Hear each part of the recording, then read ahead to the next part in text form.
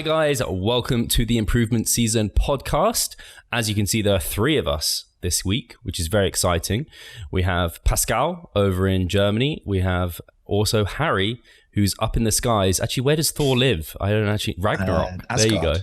Asgard. How's the weather in Asgard? It looks sunny. It's very, very sunny in Asgard at the moment, actually. It always is, isn't it?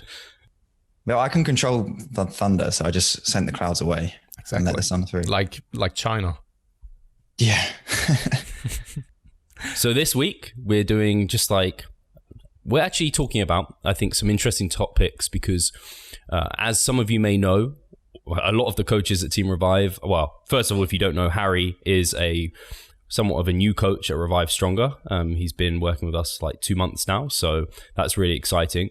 And he is also competing next season along with myself and Pascal. So he has been thinking about his category that he's going to be competing in and kind of where passions lie versus what would be most competitive. And I thought that would be really interesting to touch upon. And then I guess we can talk about a bit of an update on how everything else is going. But we can start off with potentially like category selection and maybe just let Harry speak to what decision you've come to. Women's bikini, I think we discussed. By the way, Harry, first and foremost, is it now official that you are starting the prep? What, starting the prep? Yeah, although technically I'm in a maintenance phase, not a cut. But because we've been always joking about like, okay, we all have to compete next year. And it was always like a kind of a running gag. And I don't know whether it was what is happening or not. That's why, elaborate on that one. Yeah, I guess it's happening because otherwise we're dieting me for no reason and annoying my girlfriend for no reason. But yeah, so going back to, so to answer your question, Pascal, it is official. I intend to do my first show in August sort of time. I was trying to time it with the time that you guys are going to be competing as well. Although I think I'm a little leaner, so I'm like treading water for a while to let you guys catch up. Yeah. So us guys are like still kind of peak off season, where if you're like, you've basically done what we would call like the diet before the diet. You're already kind of like, you've got muscle separation, clear muscle separation. You've got striations in your chest. And if people haven't seen, we're like sharing that over on like our stories when we're filming the form videos and everything. Yeah. So not Harry sharing our topless training. No, but it's just like Harry. So Harry's much leaner than what he would need to be competing in August. So that's why I guess the maintenance phase has kind of come in an optimal scenario. That probably wouldn't have been what would have been the goal there. Although now that you've kind of picked your category, which again, I'm not going to say what it is, or category, your, what's it called? It is category. Division. Yeah, category, division. I think it's category. I'm going to say category. But it gives you a bit more purpose in that maintenance phase as well, because when you know what category you're going for, you can specialize a little bit on the glutes, the delts, the V-taper. So Harry, go ahead. Let the listeners know kind of your category and what made you come to that and discuss that. I definitely had a bit of an existential crisis about trying to figure out which category would be optimal to go for. And that mainly came from me caring too much about bodybuilding, but also from just the fact that like, one of the reasons why I really got into bodybuilding in the first place was an appreciation for the classic physiques. So from the era of like Arnold and those classic proportions, and even like the newer classic bodybuilding category. But having always, or not, I feel like I don't really have the mass to be competitive in the bodybuilding category. So in the end, we decided to go for, I say we, is that all my personalities? I decided to go for men's physique in the end. I'm about 80% focused on aiming for men's physique. I do intend to compete in bodybuilding in the future, in the bodybuilding classes. And as soon as they have a natural classic class, I'd love to give that a go. I just don't think proportionally right now, at this point in my training career, I'm built enough or thick enough to really be competitive in those classes. It's not to say that I want to do it to win, but I want to look at home on stage in the category that I choose as well. So men's physique is what I'm going for. Basically so I can stop training legs for a few months. I think it's a right choice, to be honest. And this is something that we've talked about like for a long time. because I think that you have a very, very good structure for men's physique. This is just something where people sometimes are in denial about that, whether they like the category or not. It's just like, okay, when you're really well built for that, why are you trying to purchase something else, right? It is, I mean, you can still go towards bodybuilding later down the line once you have built more and more muscle mass. We've seen it, or we are seeing it, like with those big RFBB guys, where back in 2014, it looked completely different to what it looks now. So, for example, when I think it was Jeremy Buendia in 2014 who won, the 2014 Jeremy Buendia is kind of a joke in comparison to what he looked now, or like 2 years ago. The amount of size men's physique competitors are carrying right now, they could easily be like in the classic physique already. And the guys who are doing classic physique could easily go over to something like open bodybuilding and just try to gain that size. I mean, Regan Grimes did that, where he came down to classic physique, competed there with the justification that he wants to be a little bit healthier and all that kind of stuff. I think that is what many people say. But then he went straight back now to open bodybuilding again, and is just massive. And I mean, it just plays to that, or also speaks to that you can always then later down the line, at least in natural bodybuilding, because gaining muscle mass is such a long process, go over to something like open bodybuilding then as well. And especially with you're having the structure for men's physique. I don't think that Steve and I would do well in men's physique, to be honest. So why not take advantage of that? So for the listeners, that what would be the structure of men's physique is more of the broader shoulders, narrower waist naturally, like the stuff that you if you don't have, you can't get, if that makes sense. Yeah. Yeah. So thanks, Dad. When you look at the judging criteria, it's very much like an aesthetically pleasing physique. We're looking for V-taper, clear abdominals, and cap delts is like, they're the three things they're really looking for. So whereas in bodybuilding, those things all help, but they're not as important as the entire physique and just absolute mass, because I think even people with bigger waists, with maybe narrower shoulders, can do well in bodybuilding if they've got everything else on their physique. And yeah, like you said, that's some of the things you have already. It's like you already had the broad shoulders, the small waist, and then you've got cap delts. Now you're cutting down, particularly, we can see those coming through. So it's just now about even growing those even further. And I think there's a particular area you're working on at the moment, isn't there, with your training? Yeah. So we're trying to thicken up my back, because I did a post about this on Instagram the other day, actually. So my back is, I think, the same as like many trainees, is something that I find challenging to grow, just because those particular exercises are quite hard to generate a mind muscle connection with. And you can often turn lots of rowing exercises into just like pseudo arm exercises without intending to. And so one thing I've always struggled with is actually kind of feeling like I'm growing muscle in my back.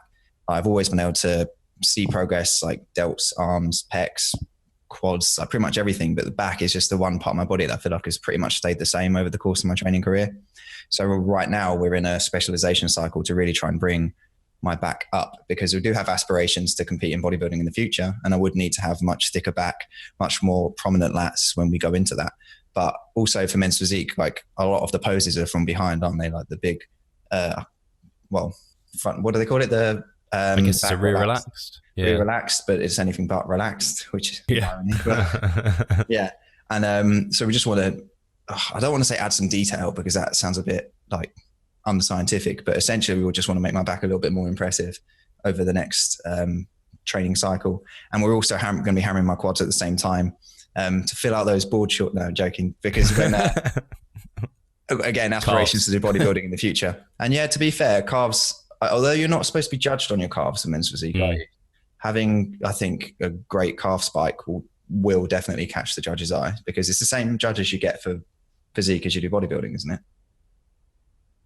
I think on the panel, some people, I don't know, it depends on the federation, but when I've watched at least like the BNBF, they do like the coach's corner, the judge's corner or something at the end, and some of them judge some categories and some of them judge others. So I think some may judge multiple, but some are specific to certain categories. So because if someone has got a love for bodybuilding, they're not going to not notice the calves. Right. Let's be Thing honest. is also, how can you help not to notice that when they are impressive and not let that bias your judgment?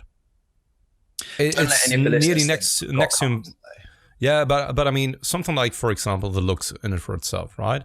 When someone is very much beautiful, you just have a, Steve is laughing, but that is the way you said beautiful, very much beautiful. I love it. It's not a word that we really use that much in Britain. So hot. You mean hot? Funny when you say No, you want to bang them. Hot and beautiful are two separate things. Hot is like, oh yeah, I would do her, right? But something like beautiful is, I could see myself spend the rest of my life with that person, right?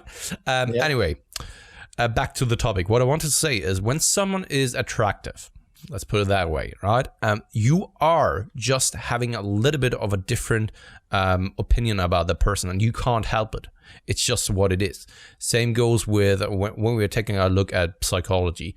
When there are two different people applying for a job, for example, right? When one is attractive and the other one isn't, most of the time that is already a positive factor for you to be then taken if you are the attractive person, right? And that the same applies probably to something like bodybuilding, especially because so much skin is also being shown. And if someone is just like attractive or much more attractive than someone else, that is being is going into towards the judging. And you can't tell me that it's not. No one is that objective. Even if they think they are, they aren't. Steve, you have written the book. You've read the book. You're not. Yeah, you're not so smart, right? With all the fallacies and biases. This is exactly what I was thinking. And that is exactly it, right? When you're thinking that no, I'm objective, I will not let that cloud my judgment. Most likely, it will still be involved in that one. And the same applies to something like muscles, right? Muscle mass. And we see it all the time that certain federations or also shows where people are just so muscularly, right? But don't have the conditioning, that they are being judged better than people who are bringing the conditioning that is usually required. Is that fair? Probably not, but this is just the subjective sport of bodybuilding, that subjective opinions and also experiences simply are in that judgment of the judges as well, and that can't be helped. So you're saying this is Harry's trump card because he's beautiful? I was more so referring to the calves, but yes, that probably plays into that as well. I struggle to identify with the word beautiful, but I'll take it. It's fine. Haven't you been modeling in the past, Harry? No, I have. No.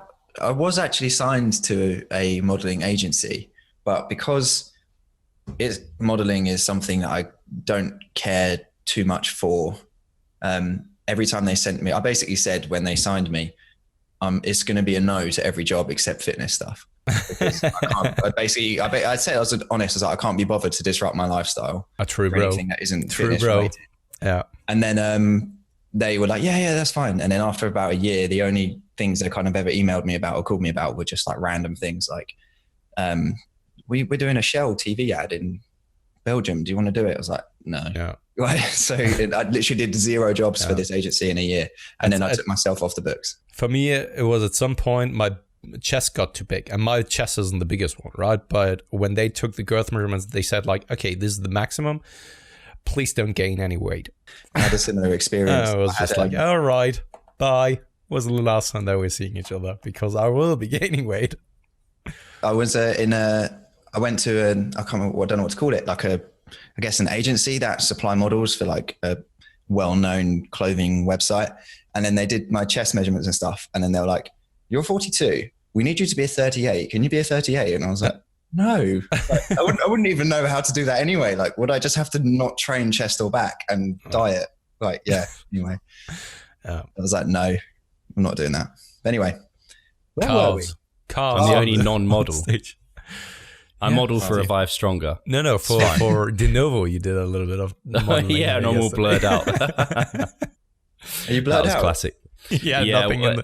Steve is just like in the background, and you can't really see that it's Steve. Unless I tell you it's me. Yeah, and also you kind of, I realized that it's Steve because of the blue light blocking glasses that he's wearing.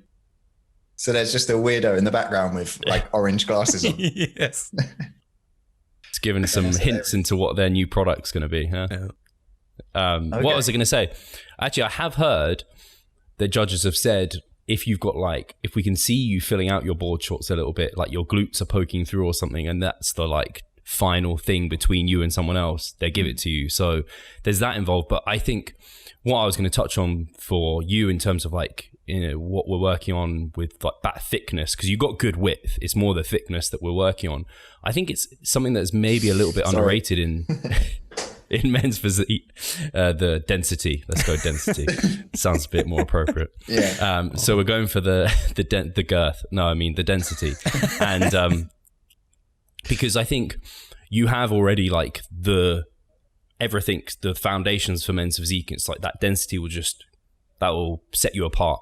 I know it's something we had. Charlie went to Worlds, Charlie Barkley, this year, and that he had everything really. It's just that like the erectors and the density within the back, the thickness, the traps.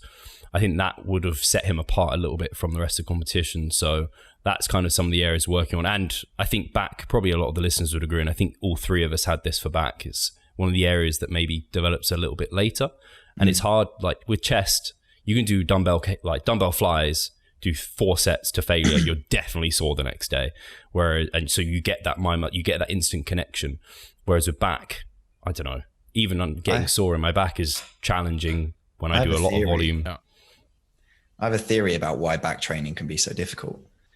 And I think it's structurally to do with the muscles as well, because back muscles don't have big, full muscle bellies the way that other muscle groups do. I think of like quads, hamstrings, biceps, that kind of thing. There's like real kind of meat there, and a lot of the surface area is compacted into a smaller space, whereas a lot of the back muscles are kind of flatter and broader. So there isn't really like a big, thick muscle belly to kind of grow. So I feel like even if it is growing, because it's like a flatter area, it doesn't really notice. So you have to put so much more mass on. Say your lat is like this thick, you have to put so much more mass on it to make it appear thicker. Whereas like your bicep, because it's kind of all concentrated in one place, I feel like less muscle growth is more obvious there. Does that make any sense? Yeah. Also, in addition to that, it's just the complexity of the back in it for itself. Hitting all of the muscle groups there is just like a hard thing and a hard task. That's why most of the time it is better to have a little bit of a higher back volume.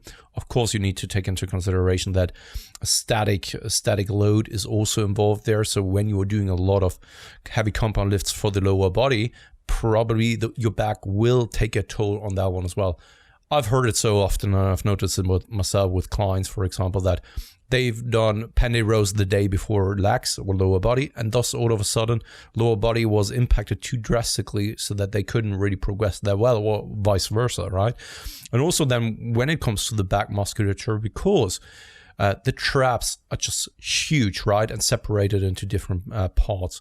The lats are quite huge as well. Erectors quite huge as well, and you need to kind of train your back in many different ways, and to say or use a bro-ish term, hit it by many different angles. Whereas chest, do maybe like a horizontal chest push, one job, like horizontal abduction, whereas your back has got like Exactly. And even though that the packs are like separated into parts as well, do a little bit of horizontal pressing and vertical pressing, and you should be covered, right? With the back, it's just like so much more complex if you want to hit really all angles of that one. 100%. Going back to the reasons for choosing men's physique over bodybuilding, and I think it's something that other people will share as well. I love bodybuilding, I love the classic physiques, I love the proportions, but again, a legitimate concern is wearing a thong on stage. And that's not even meant to be a joke. It's like a legitimate concern, because I would argue that a lot of bodybuilders or people with an interest in bodybuilding come from a place of maybe not insecurity and self-consciousness and stuff like that. And it's kind of the exact opposite thing you can do. It's like, what's the most obvious color in the world? Gold. Let's paint ourselves gold and then wear a thong and then go on stage. And there was a challenge. It was contemplating that whole experience in my head as well, where I felt like, yeah, I could do that in the future, but I don't feel like I'm ready for that right now. Whereas men's physique is almost like a way of kind of dipping your toe in even. And then it's a very good concern, actually. Like, never thought about it that way, because it is like you said, so many people are coming from a place where they are overly conscious about their body image and how they look to the outside. It's the same with me, right? I always said to Steve as well that I don't hardly give any kind of fucks what people think about my personality, but when it comes to my looks, which is kind of the other way it should be, right? It should more so be like you care about what other people think about you as a person instead of about your looks. But that is where so many people are coming from, and especially they are coming from places where they've been either obese or too skinny in the past, and thus they already have like a very, very screwed perception of themselves. And then stepping on stage in then a thong with quite a different color to then also highlight that area and stuff, it's quite it's quite a weird thing why people are then doing it. Yeah, and I legitimately have the concern that how do you make sure your thong is adequate? We've spoken about this, haven't we, Pascal, on a previous episode? Especially some of the classic poses where there's like you're like in the bottom of like stretched a squat, and it's like that in between this episode. You know what I mean?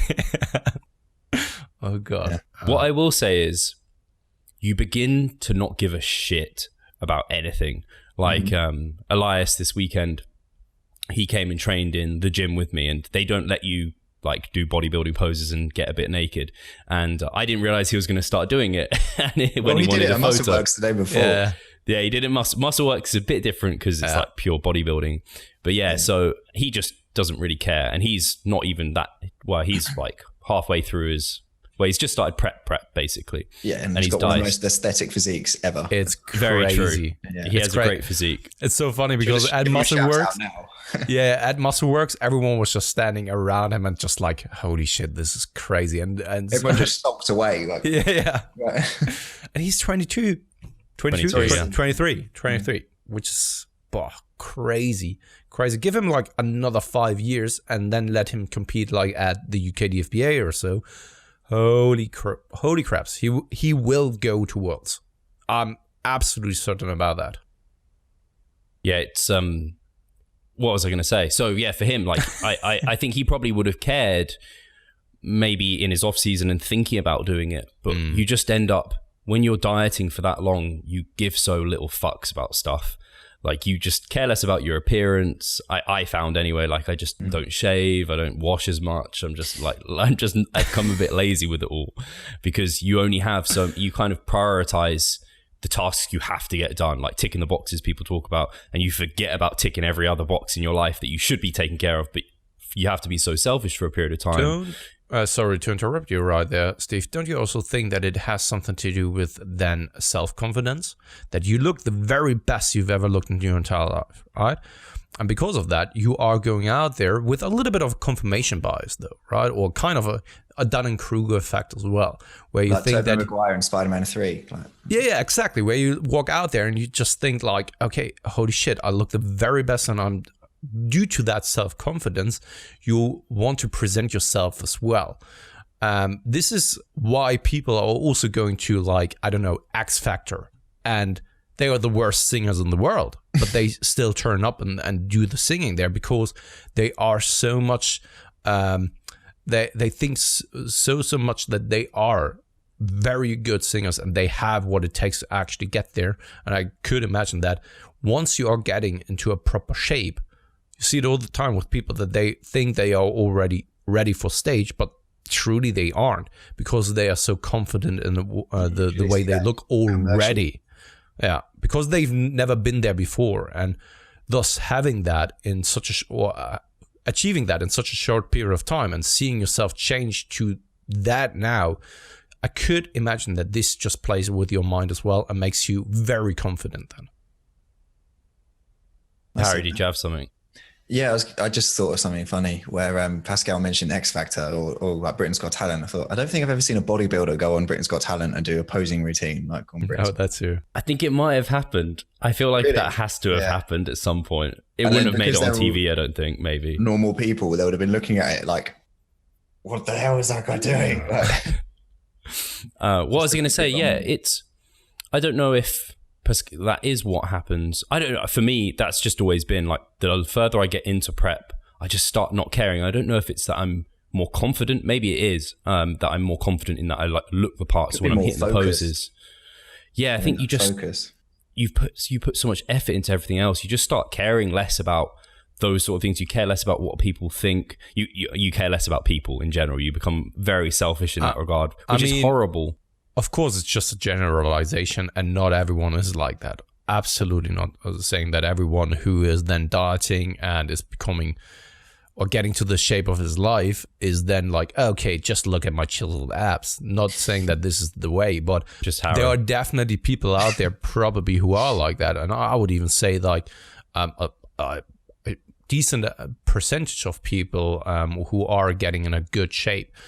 You see it all the time in other areas as well, right? I just brought up music. For example, that someone is just like forcing themselves into the limelight where it's just like, oh yeah, I can sing, come on. Or I don't know, something like, you see it all the time in movies, that someone is then picking the guitar at a campfire or so, and then singing, and everyone is just like, why is he singing? No one asked for it, but he just does it anyway, right? And that's kind of the same thing there as well, that no one asked for it, but he just took off his clothes, where you're just like, okay, why do you have to train now topless in the gym? Is it really that warm in here, right? And it's just a little bit of showing, I don't want to call it showing off, but showing your hard work and how far you've come, and showing something that you haven't had before. I would say it's the same with people who have become rich and never had that in the past, where they just want to show it to the outside people, and then buying expensive cars just like that. And the same as something like the body became a status symbol nowadays, right? And we see it all the time with IG, that people are presenting themselves and this is their trophy, the way they look. Yeah, I've experienced a weird phenomenon where I got into bodybuilding from a place of like personal insecurity and feelings of inadequacy about my physique and the way I looked and stuff like that. And then that always led to me kind of pedestalizing people with good physiques and stuff like that, at least mentally in my head. Like I could not give a shit if they were a complete like dick to their friends or family, but if they had a good physique, to me, they were like, oh my God, they're an amazing person. And then having pedestalized that so much, and been in pursuit of that for such a long period of time, and wanted that for myself for such a long period of time. When it came to a point where I'd actually attained that, my goals had changed, I'd matured more. I understood like the experience that I really enjoyed was the training, not necessarily like the things you get out of it. And I've got to the point now where like it was my dream when I was insecure to be able to be the guy who could take his top off and not feel self-conscious like on holiday or at the pool or something. And then now I'm at the point where I don't take my top off at the beach or at the pool or something, because I feel like because I have a good physique, it would almost make me a bit of a pariah in that situation. So I'd rather just not let anyone else know that I have abs, for example, and I just keep it to myself.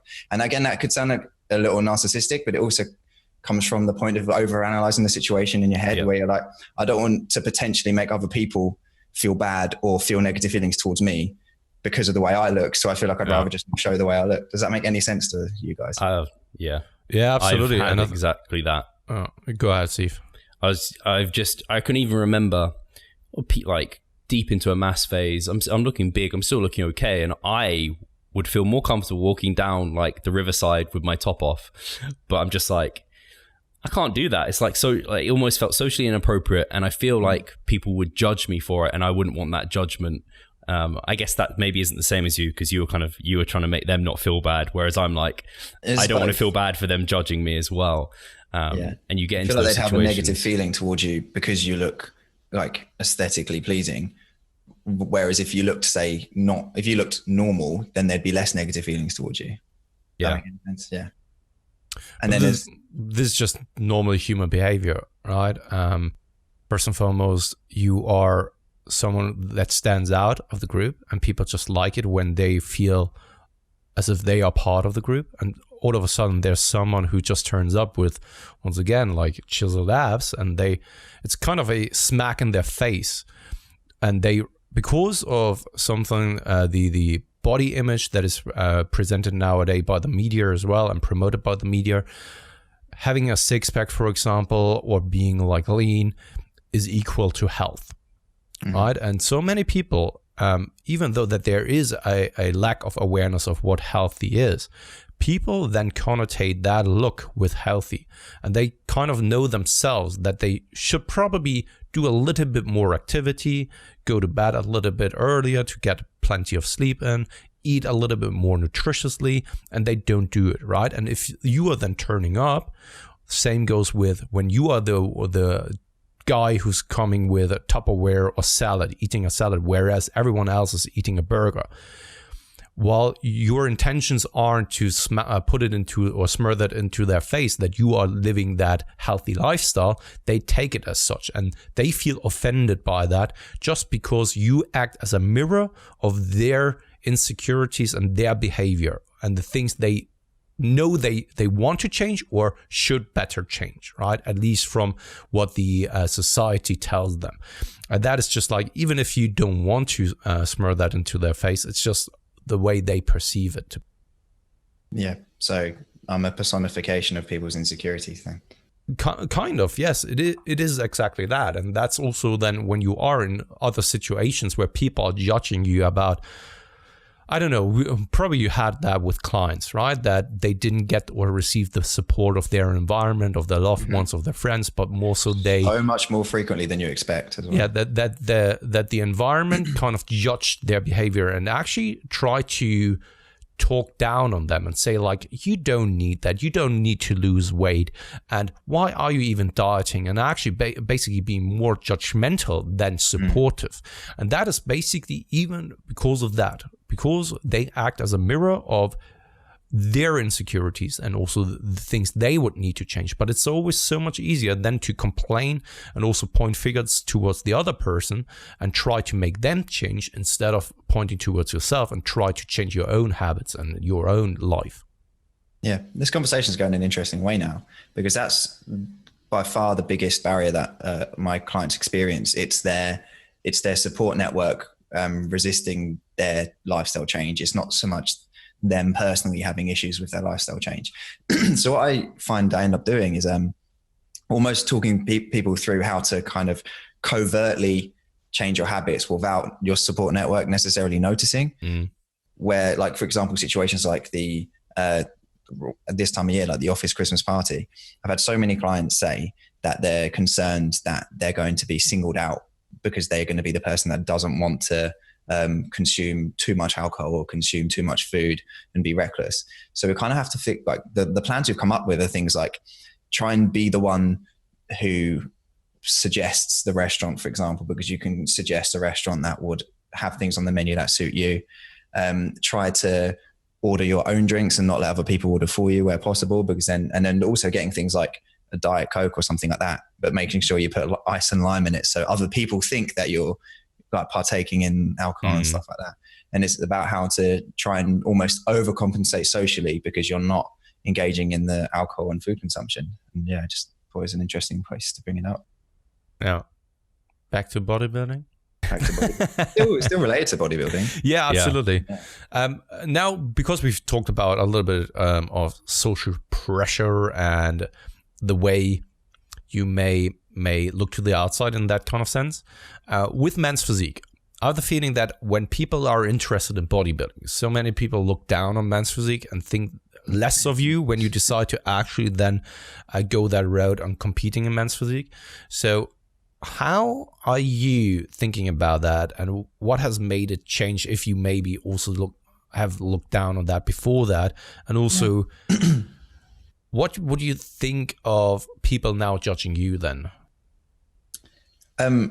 It comes down to being secure in my self-identity that without sounding like a dick, I don't really give a fuck what people think.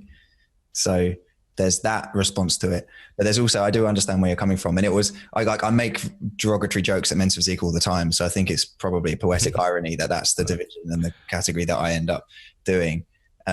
But yeah, I think it comes from a place of jest. Like, people may look down on men's physique and stuff like that.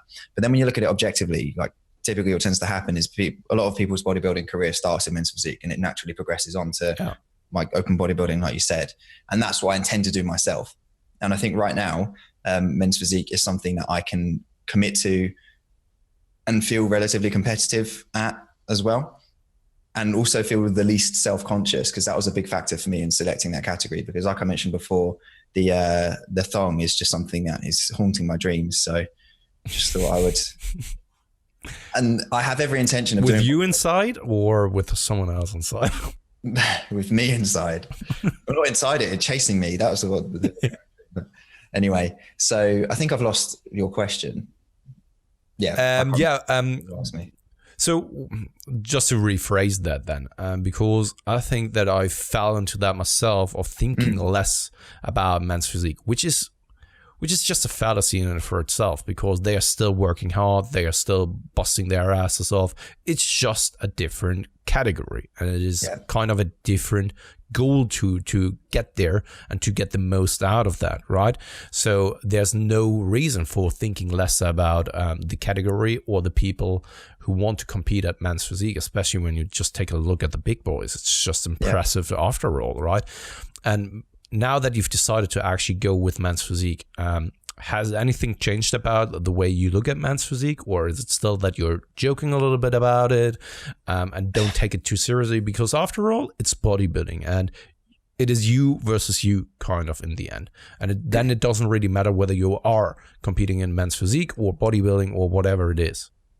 Yeah, I don't take it horrendously seriously anyway, because I am hyper aware of how ridiculous the whole situation is. And I tend to make jokes about that, about how ridiculous it is, because I don't want it to be perceived by other people for them to think I'm like a hardcore bro who puts bodybuilding at the forefront of my life. I kind of feel like I want to make it clear that that's not the case. But my opinions of it are definitely, they're not really changed, because everything I said is always in jest anyway. But when you forget about the posing, when you look at the actual requirements of the sport, you have to have a significant training history. You can't just walk onto a men's physique stage having trained for like 6 months, because it just won't work. And then also the difference in conditioning arguably isn't even that much. I'm not sure about the amateur shows, because they're not typically like televised or recorded. The shows you tend to see are like the Worlds and stuff like that. And those guys, in terms of their conditioning, like you wouldn't be surprised if you pulled their board shorts down and they had striated glutes on some of them.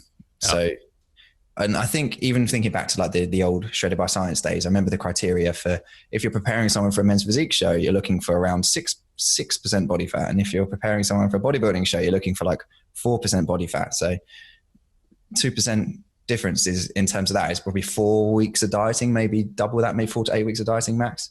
So it's basically you still have to dig to get to men's physique. Absolutely. So yeah, I think there's just a common misconception of what it is necessary to actually get to stage for men's physique competitors, and everyone still thinks that it's like, I don't know, in 2012, 2013 when it came alive, basically, right?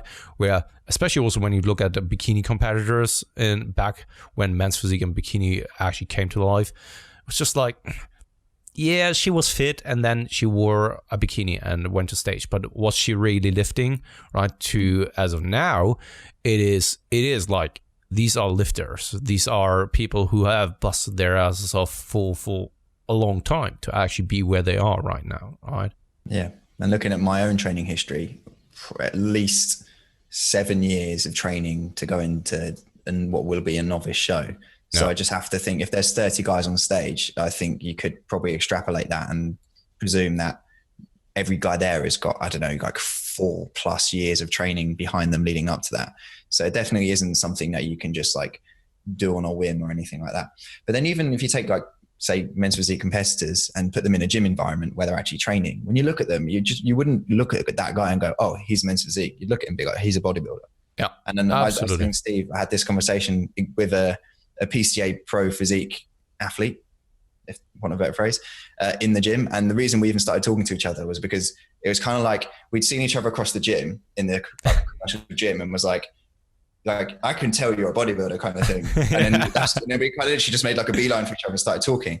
I 100% expected him to say like he's like does bodybuilding. He's like, no, men's physique. And then you kind of looked at the physique and was like, can you even fit in board shorts? Like, yeah. So definitely the requirements are, and I think that's where the classic physique came from in the first place. Like the requirements were getting so similar, or maybe not the requirements, but at least the the physique that was being presented, there was the only difference was the shorts, really. People are always complaining about that, right? That the differences are not that big anymore, right? So that men's physique people could theoretically also compete in other federations or classes as well. And I don't think that this is necessarily a bad thing. This is just like the development of a new category. Of course, it doesn't start at its limit. It will evolve over time to probably then the limit, and then the standard will stay there for the next couple of years and won't really get any kind of crazier. This is the same when what happened to open bodybuilding. It's not that the people are now 400 pounds on stage and even crazier, but it is kind of, if you look back to the 90s were crazy, right? And has it very much changed to the competitors?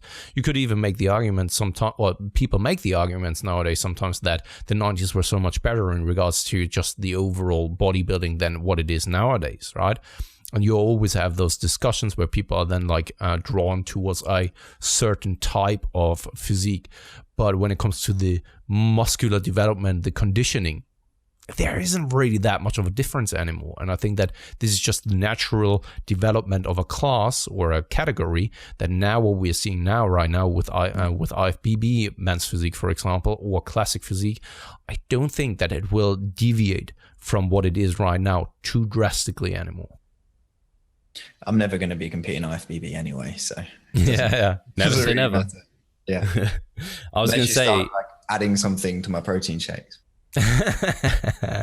I think, Harry, you'll probably get a new level of respect for men's physique, even in the poses, because a lot of the poses are very similar to bodybuilding in like flaring the lats and everything. And in some ways, I'd say, because they look simpler, some of them, but in some ways, I'd say because they look so much simpler, there's little things that you can do to tweak them to make them that much better. That almost that posing, it's just different. And it's definitely just as difficult as doing men's bodybuilding. And I think the stick that men's physique gets is a little bit unjust, really. I think that's basically what we've been saying. Probably similar to, and I've probably been someone who's done it before for men's physique and for like bikini. To be a successful bikini competitor, to go to Worlds as a natural athlete and do well, you have to have been lifting for years. You have to, like, posing is hard. And whilst, yeah, I guess you can do the same for any like bodybuilding, bikini, men's physique. You can joke at some of the poses are a bit kind of like, is that the best way to show the physique? It seems a bit kind of, maybe some of them seem a bit sexualized in some ways, but like it doesn't go past the point of, if you just look at objectively, that's a really tough sport. That person on stage has trained their ass off and dieted their ass off, and respect. So I think if I was to do men's physique, I'd get a new level of respect for it too. But I think you'll probably get that, and I'm slowly getting more and more respect for men's physique that I think I should have always probably had. Yeah, I think go ahead, Harry. I don't disrespect it. I just want to get that. No, I'm not saying you do. It's like the little brother that it's easy to make jokes about, but you do actually respect them, if that makes any sense. I actually think you joking about it is great. Like Eric Helms talks about, like, he takes the piss out of bodybuilding, like calling the posing trunks a thong. Like, initially when people called it a thong, I was like, oh, don't, like, that's so disrespectful. Blah, blah. And now I'm like, but posing trunks, like, it's basically a thong, isn't it? Doesn't trunk imply that there's some leg length? Yeah, I mean, there's definitely none of that. So I quite like the joking about it, the tan, like the joking about the shaving your body and stuff. I think when you take everything ultra seriously about bodybuilding, I can't help but think you're going to start hating it, or people at least will certainly hate you. And that will just not be a sustainable mindset to have with the sport, and not one that's necessary to do incredibly well in it either. Like, definitely not. And I think you'd probably be shooting yourself in your foot if you took it to the ultimate seriousness in every aspect, because it's just going to control you. And I think once you've done the things that we do, so we manage our training, we periodize our training, we manage our nutrition appropriately, we get enough fruits and vegetables, we hit the right protein target, and like the supplements that we need. So basically whey, creatine, that's it. Once you've done those like 3 or 4 things, that's all you can do. Plus like the posing, that's all you can do to improve your chances of being competitive. Then deciding to be obsessed with it and to preach about it, it doesn't increase your chances of being a better men's physique competitor or a better bodybuilder. So it seems completely redundant to me to go to that level, if that makes any sense. It's like once you've checked the boxes, you've checked the boxes. That you can't just create a box you want to check for the sake of it. So I mean, you can still take it seriously and while still enjoying it, and joke about it, right?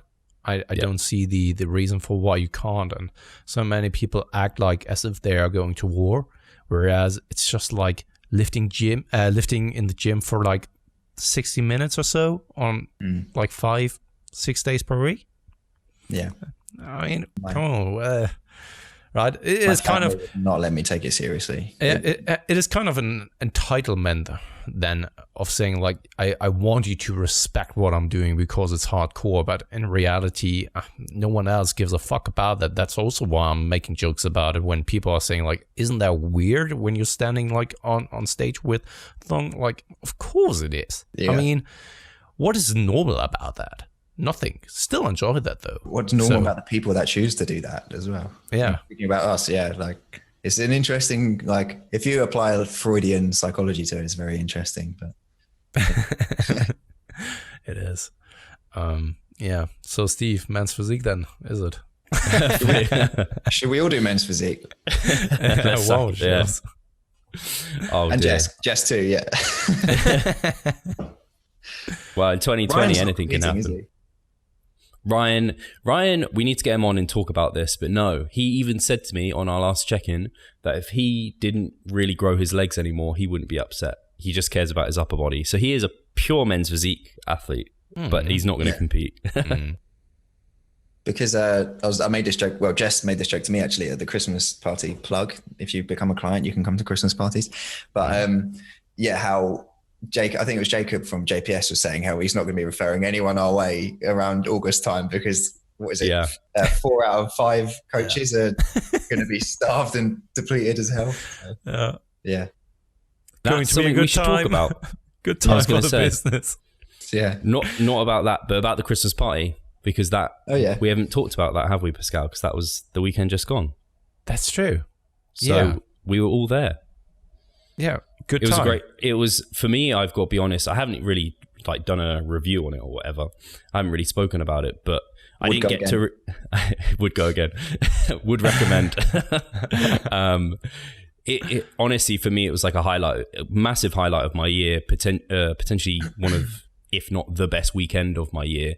Just actually see it all come together through Jess.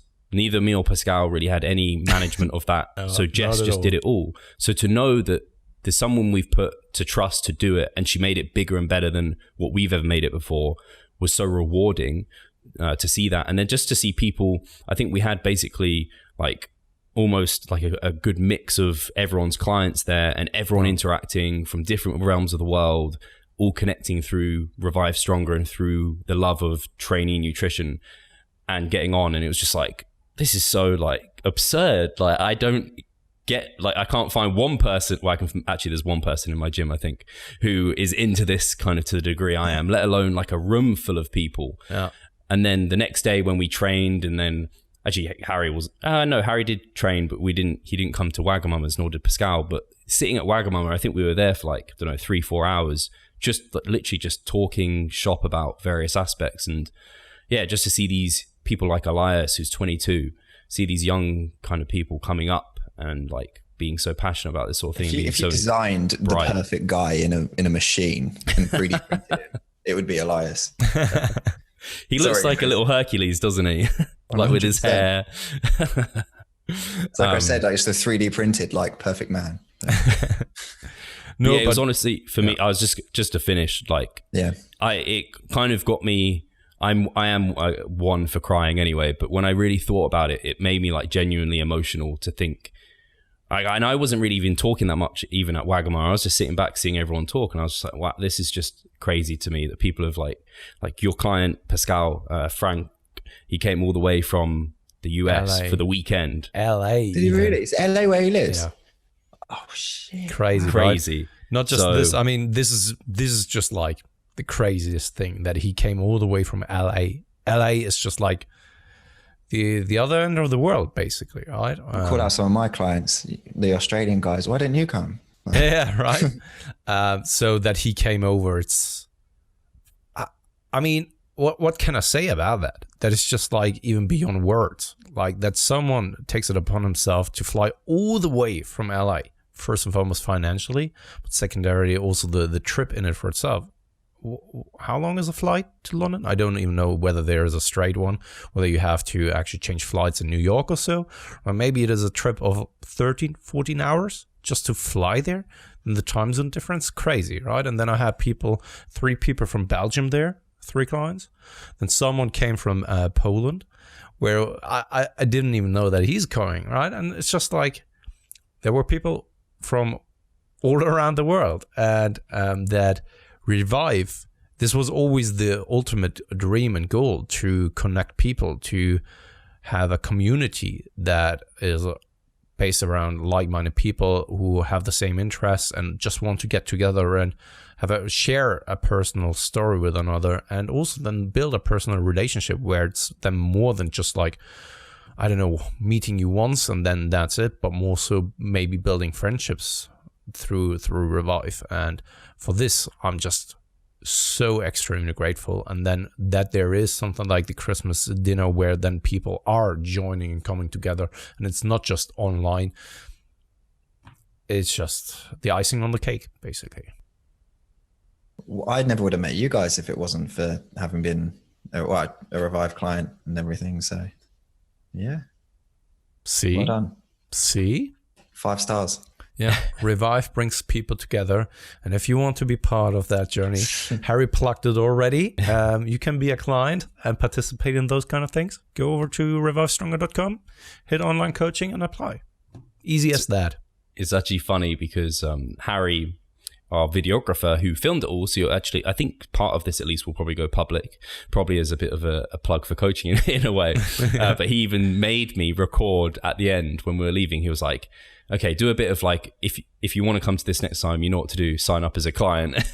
So when you said that, Harry, I was like, oh, funny. You didn't even know that Harry Facey made me do that.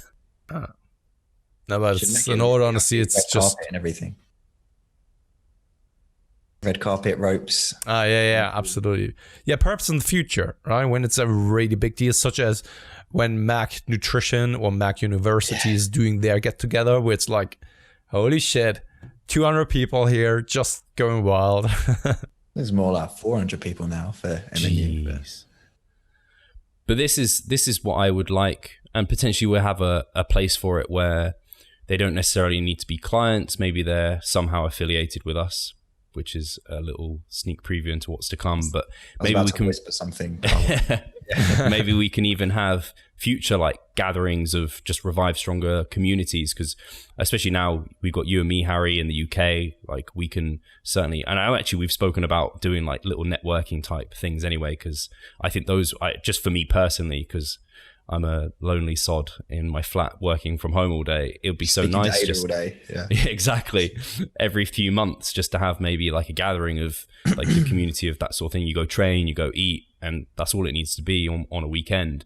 That's actually very easy to do. And I think it would kind of, bring a lot of people together. That would be really nice. But people comment if you would like that to happen. I'd be interested to see if anyone comment if they'd like that to happen. Absolutely. We're coming close to an hour. I think we actually had a very good discussion, and first and foremost, we didn't really know what we should talk about this time, but actually it turned out to be... We extensively planned it, Pascal. Absolutely scripted. Everything was scripted. So if you want to say something, Harry, you're not on that often. So if you want to say something now, now is the time. My chance to be an incel in public. Exactly. I don't really have much to say, to be honest. Just thankful to be part of this family, as 3DMJ would say. What is that? Friends and family combined. Ah, yeah, I see. That makes sense. I was going to do a Danny Lennon of, Harry, if you were going to give advice for someone to do something, one thing each day, simple thing, what would you tell them to do? Sign up to Revive Stronger Coaching. And specifically request me as your coach. I don't know if I'm legitimately thinking about that question. I don't know. Fuck's sake, Harry. Meditation, there we go. No, I can't. I'm one of these people that can't meditate. I'm too. Look at me now. Look, I can't even sit still. I'm spinning on my chair, and I've been trying to stop myself doing that the whole time. You just want to show off your delts. That's what you're doing. I get agitated if I'm sitting still, which is ironic because I picked the online coaching career, which is where I have to sit still behind a computer. But it would probably be. This sounds really cringy, and everyone expects this. Probably be to just take full responsibility for your shit. Like, input A gets output A, input B gets output B, and there's no magic in the middle. So, yeah, I like that. Yeah, that's a good thing for the New Year's resolution. You can't blame someone else if things don't turn out the way you would like to. So, yeah, I liked Melissa Davis on the podcast said, she basically said, everything's your fault. She just put it as bluntly as that. Like, I say if that something goes wrong, it's always your fault. I like that. It's also a book I read or listened to, rather, was Extreme Ownership, which is essentially the same thing. Like, it's always down to you. So I like it. Cool. That's end awesome, here, guys. Thank you very much for actually tuning in. And also thank you very much, Harry, for joining us here this Thanks week. For inviting me on. Always. The next time will be in the New Year's first, though. So, yeah, thanks, guys. And I guess speak to you soon.